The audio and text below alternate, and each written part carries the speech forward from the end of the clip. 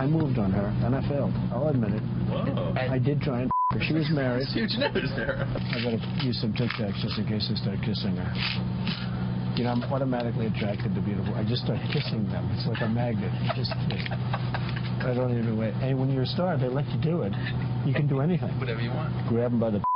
I've never said I'm a perfect person, nor pretended to be someone that I'm not. I've said and done things I regret, and the words released today on this more than a decade-old video are one of them. Anyone who knows me knows these words don't reflect who I am. I said it, I was wrong, and I apologize. Let's bring in our panel to talk about the developments in the last 24 hours. Steve Hayes, senior writer for the Weekly Standard. Dr. Gina Loudon, host of America Trends with Dr. Gina. Tom Bevan, Real Clear Politics co-founder and publisher. And Rick Rennell, former U.S. spokesman to the United Nations. Welcome all. It's been an eventful weekend, I think it's fair to say. Steve, does he recover from the comments? Are they fatal to his candidacy? He's apologized. He says he's a different person, and that was a long time ago. Yeah, I mean, look, nobody makes predictions in this race with any degree of conviction or confidence. But yeah, if you ask me today, I think these are fatal to his candidacy. And I think the real challenge for the Republican Party is if Donald Trump, you know, at this point he was losing anyway by 4 points, 6 points, depending on the poll you believe, national polls. He was slipping in battleground states. He now, I think, is likely to lose evangelical voters, movement conservatives, women who might have been willing to vote for him just as the alternative to Hillary Clinton. The problem is, if Republicans try to replace Trump, then they risk losing all of the Trump supporters, alienating that group. And I think it just makes it a really difficult position for the Republican Party. Yeah, I mean, he got millions, record votes in the primaries. Dr. Gino, I want to read what his wife had to say. Melania says, the words my husband used are unacceptable and offensive to me. This does not represent the man that I know. He has the heart and mind of a leader. I hope people will accept his apology as I have and focus on the important issues facing our nation and the world. How important is it when the spouse comes out to do this kind of additional apology or, you know, trying to smooth out the rough edges of her spouse? Yeah, I think very important. And, you know, my background's in psychology, and I think that her saying this sort of gives other women in the country permission to consider forgiveness on this as well. And I think that there's a mental line that people start to draw about both of these candidates. It really brings to light, Shannon, I think something that's really important, and that is looking at things they've said in the past and have they truly changed? Because some are saying that Donald Trump has gone through quite a spiritual transformation during this campaign time. You know, Hillary's the one who, that voters are saying, you know, hey, she said she didn't know what classified meant and we're going to trust her to be president. She says she's learned now. So in the mind of voters, they're going to be thinking, who do I believe has really changed and really grown throughout this process? And that's the way they'll vote. Tom, how damaging is it to now we see this growing list of senators, of congressmen, of other prominent GOP folks like former Secretary of State Condoleezza Rice, all saying that they either are stepping back from him, some saying they're unendorsing, others saying it's time for him to get off the ticket, which logistically seems probably impossible at this point. He says, all caps tweets, not going anywhere, I'm not a quitter, I'm staying in this for the people who believe in me. Right. I mean, it's amazing how fast the story's moving. I mean, Sunday night, the debate looks a long way away. I mean, Trump has no effective campaign right now. They're holed up in Trump Tower. He's tweeting. He's issuing statements from his wife. But there's nobody out there that is really defending him. And meanwhile, we've got Republicans sort of across the political spectrum. Now, some of these Republicans weren't for him in the first place. But others, you know, are news. And I think are sort of the breaking of the dam a little bit. And obviously the big names, Paul Ryan, Reince Priebus, Mitch McConnell, if those folks were to abandon him, he'd be in real trouble. I'm not sure that's going to happen before the debate tomorrow night, but it's a real problem for him, what's gone on here just in the last 24, 36 hours. Rick, you have been supportive of him and have talked about the good things about him, believing in his candidacy. What does he need to do tomorrow night?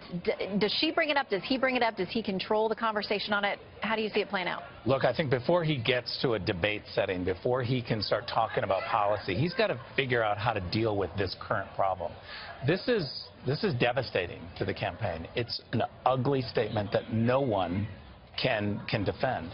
I don't buy that he's made a good apology yet. I think Americans want an authentic person. We sometimes say we want to vote for someone who we're going to have a beer with. I think what that really means is that we want somebody who's authentic, who relates to us. And I do know that the American people are extremely forgiving.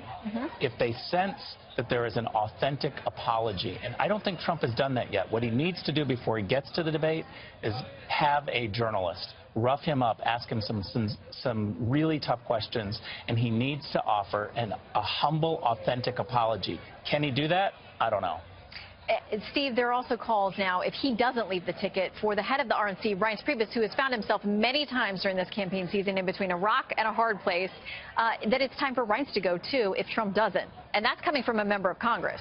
Yeah, I mean, there have been those calls. There have been those calls all along. Look, I think Reince Priebus has been consulting with past RNC chairmen to see what options are available. And I think he is open to everything at this point. I think he's open to sort of staying the course and waiting to see how Trump does in the debate and then reassessing on Monday morning. I think he's open to pushing Trump off the ticket or asking Trump to leave the ticket. I think he's open to reallocating resources from the RNC Victory Fund that would have gone to the Trump campaign to focus on the Senate, to focus on down-ballot races.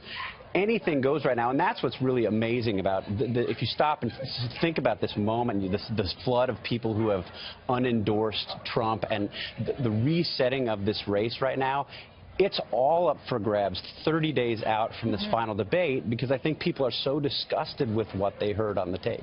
Well, and Dr. Gina, we're hearing that there is a consideration within the Trump campaign of whether he brings up Bill Clinton, former president, his indiscretions, the accusations against him, which are myriad. Is it a mistake? Is it a good idea when he's got a wife who, you know, was hurt probably by a lot of these things, standing across the stage from him as his opponent? She was hurt, but she also continued, in the minds of many conservatives anyway, to victimize those women, spending $100,000 on private investigators, calling them bimbos. You know, she spent a lot of time defaming some of these women who are hurt for a long time by this. So I think if Mr. Trump does that, I think it might be a smart tactic, because I think that it's sort of in a way buries the idea that he's the only one who has ever done anything. And what Mr. Trump said is very different than what Hillary and Bill have actually done to women. And if Mr. Trump can make that argument in an effective but still contrite, to your point, way, then I think that'll be good. And I do think, to Steve's point too, there is a danger in some of these establishment people forgetting the whole reason Mr. Trump is in this campaign is because he was an outsider, and people still want that. Mike Lee's not establishment. I mean, the idea that this is an establishment versus Trump fight is so ridiculous at this point. Mike Lee's not establishment. Many of the people who are calling for Trump to step down are not establishment. That is like an old construct. But a lot of the voters, I think, at home would describe their decision to vote for him based on that premise. A lot of them said they're sick of Washington. We know the polling for Congress is terrible. So in their minds, for many of them, it may be that way. This is their protest vote. But was to pick him as the primary winner. But I think before we get into the politics of this, whether Trump can fling mud back, he's got to have an apology. Americans want to see. You didn't like the one he did? No, I didn't. He said, "I'm sorry," more than once. There wasn't an authenticity to it, and there wasn't a journalist asking questions, probing. It was a videotape. Okay, it wasn't enough. I'm available if he wants to talk to me more about that. So, Mr. Trump,